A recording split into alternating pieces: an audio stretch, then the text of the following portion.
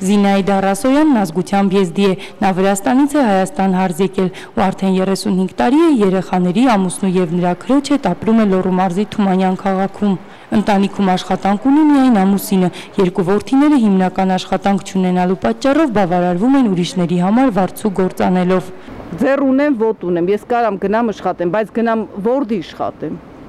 Հիմի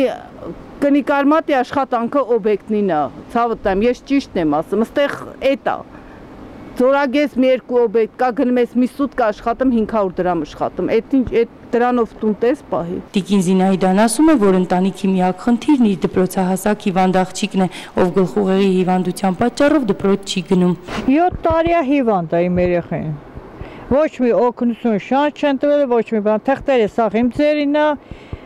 որտեղ ասում եմ մերը որտեղ է, երեխան այնտեղ է։ Թղթերի դոկումենտացիա սաղ հիվանդություն ունեմ, իմ գրանցումի խաթեր տալիս եմ։ Տիկին Զինայդան ասում է, որ թեև երկար տարիներ արդեն այստեղ է ապրում, սակայն իրեն Հայաստանի քաղաքացի չի զգում, որովհետև անձնագիր չունի, արդեն 15 տարի նա անձնագիր ունենալու քաշքշուկի մեջ է։ Որդիների փաստաթղթերի հարցը լուծվել է Հայոց բանակում ծառայելուց հետո միայն, նրանց ժամանակին բանակ են զորակոչել առանց հաշվի առնելու անձնագիր չունենալու հանգամանքը։ Առանց գրանցումի երեխան իմ ամուսինը տարել է հանձները, տարել են Ղարաբաղ։ Միջև ծառայել պասպորտ չունի, ծառայել են, եկել են նոր զորով, կռվով դավով հանել են երկու տեղի պասպորտը։